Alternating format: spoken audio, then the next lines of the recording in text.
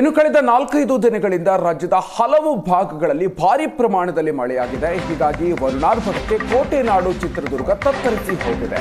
ಇನ್ನು ಈ ಮಳೆಗೆ ಟೊಮೆಟೊ, ಹಸಿಮೆಣಸಿನಕಾಯಿ ನಾಶ ಆಗಿದೆ. ಹೊಸಹಳ್ಳಿಯ ರೈತ ತಿಪ್ಪೇಸ್ವಾಮಿಗೆ ಸೇರಿದ ಬೆಳೆ ಸಂಪೂರ್ಣವಾಗಿ ನಾಶ ಆಗಿದೆ. ಹೀಗಾಗಿ ಸಾಕಷ್ಟು ನಷ್ಟಕ್ಕೆ ಈಡಾಗಿದ್ದಾರೆ.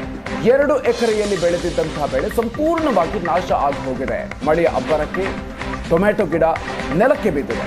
ಲಾಭದ ನಿರೀಕ್ಷೆಯಲ್ಲಿದ್ರು ರೈತ, ಆದರೆ ಈ ಸಂದರ್ಭದಲ್ಲಿ ಮಳೆಯಾಗಿ ಸಾಕಷ್ಟು ದೊಡ್ಡ ಪ್ರಮಾಣದಲ್ಲಿ ನಷ್ಟಕ್ಕೆ ಕಾರಣ ಆಗಿದೆ.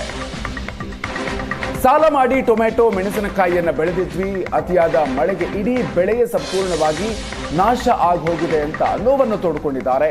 ಸರ್ಕಾರ ನೆರವನ್ನು ನೀಡಿ ಅಂತ ಅನ್ನದಾತ ಕಣ್ಣೀರಿಟ್ಟಿರುವಂತಹ ಘಟನೆ ಆಗಿದೆ. ದೃಶ್ಯಗಳನ್ನು ನೀವು ಗಮನಿಸ್ತಾ ಇದ್ದೀರಿ. ಇನ್ನೇನು ಬೆಳೆ ಕೈಗೆ ಬರಬೇಕು ಅನ್ನುವಂತಹ ಸಂದರ್ಭದಲ್ಲಿ ಈ ರೀತಿಯಾಗಿರುವಂತಹ ಮಳೆಯಿಂದಾಗಿ ಸಂಪೂರ್ಣವಾಗಿ ನಾಶ ಆಗಿ ಹೋಗಿದೆ.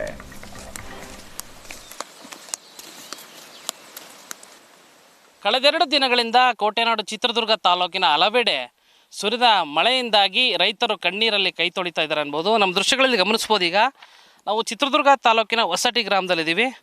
ಸುಮಾರು 2 ಎಕರೆಯಲ್ಲಿ ಬೆಳೆದಿರ್ತಕ್ಕಂಥ ಟೊಮೆಟೊ ಹಾಗೂ ಹಸಿಮೆಣಸಿನಕಾಯಿ ಎರಡೂ ಕೂಡ ಸಂಪೂರ್ಣವಾಗಿ ನಾಶ ಆಗಿರ್ತಕ್ಕಂಥದ್ದು. ಏನಂತಂದರೆ ವರುಣನ ಆರ್ಭಟದಿಂದಾಗಿ ಕಳೆದ 2 ದಿನಗಳಿಂದಲೂ ಕೂಡ ಸಿಕ್ಕಾಪಟ್ಟೆ ಈ ಭಾಗದಲ್ಲಿ ಮಳೆ ಬಂದ ಪರಿಣಾಮವಾಗಿ ಏನು ಟೊಮೆಟೊ ಕೈಗೆ ಬಂದಿರತಕ್ಕಂಥ ಟೊಮೆಟೊ ಬೆಳೆ ಆಗಿರ್ಬೋದು, ಹಸಿಮೆಣಸಿನಕಾಯಿ ಆಗಿರ್ಬೋದು, ಒಂದು ರೀತಿಯ ನೆಲಕ್ಕೆ ಅಪ್ಪಳಿಸಿರ್ತಕ್ಕಂಥದ್ದು. ಹೀಗಾಗಿ ಏನು ರೈತ ಇಲ್ಲಿನ ಒಂದು ಸರಸ್ವತಿ ಆಗಿರ್ಬೋದು ರೈತರು, ಅವರು ತೀರಾ ಸಂಕಷ್ಟ ಸಿಲುಕಿರ್ತಕ್ಕಂಥದ್ದು. ಏನಂತಂದರೆ ಉತ್ತಮ ಬೆಲೆ ಇದೆ ಟೊಮೆಟೊಗೆ, ಸದ್ಯ ಮಾರುಕಟ್ಟೆಯಲ್ಲಿ 30 ರೂಪಾಯಿ ಕೆಜಿಗೆ ಇರ್ತಕ್ಕಂಥದ್ದು. ಅದೇ ರೀತಿ ಹಸಿಮೆಣಸಿನಕಾಯಿಗೂ ಕೂಡ 80 ರೂಪಾಯಿ ಕೆಜಿ ಇರ್ತಕ್ಕಂಥದ್ದು. ಏನೋ ಅಲ್ಪ ಸ್ವಲ್ಪ ಲಾಭದ ನಿರೀಕ್ಷೆಯಲ್ಲಿ ಇದ್ರು ರೈತರು, ಆದರೆ ಈ ಒಂದು ಮಳೆಯಿಂದಾಗಿ ರೈತರು ಒಂದು ರೀತಿ ಕಣ್ಣೀರಲ್ಲೇ ಕೈ ತೊಳಿತಾ ಇದ್ದಾರೆ.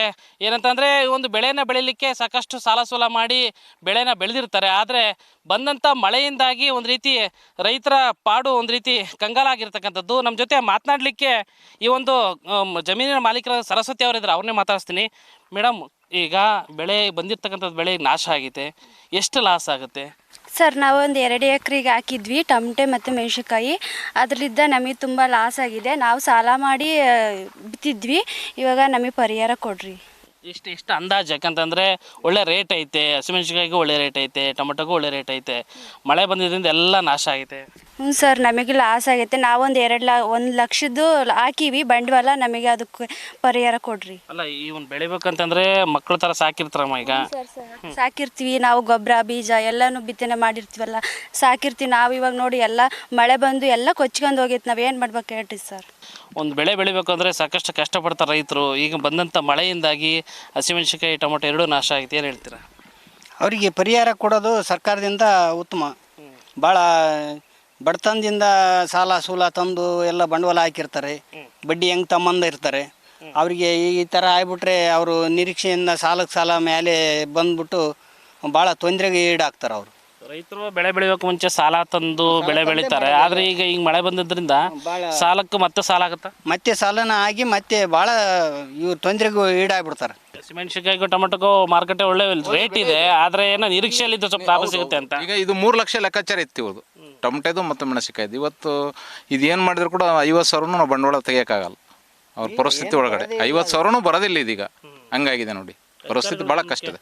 ಅಧಿಕಾರಿಗಳು ಗಮನ ಕಾಲಕ್ಕೆ ಕೊಟ್ಟಿದ್ದಾರೆ, ಬಟ್ ಅವ್ರು ನೋಡ್ಬೇಕು ಅವ್ರ ನಿರೀಕ್ಷೆ ಏನಿದೆ, ಅವ್ರು ಏನು ಪರಿಹಾರದ ನಿರೀಕ್ಷೆ ಮಾಡ್ತಾರೆ ಅದ್ರ ಮೇಲೆ ಡಿಪೆಂಡ್ ಆಗುತ್ತೆ. ಇದಿಷ್ಟು ಹೊಸಳ್ಳಿ ಗ್ರಾಮದ ರೈತರ ಮಾತಾಗಿರ್ತಕ್ಕಂಥದ್ದು. ಕ್ಯಾಮ್ರಾ ಪರ್ಸನ್ ಶ್ರೀನಿವಾಸ್ ಜೊತೆ ಕಿರಣ್ ತೋಟನಾಳ್, ಏಷ್ಯಾನೆಟ್ ಸುವರ್ಣ ನ್ಯೂಸ್, ಚಿತ್ರದುರ್ಗ.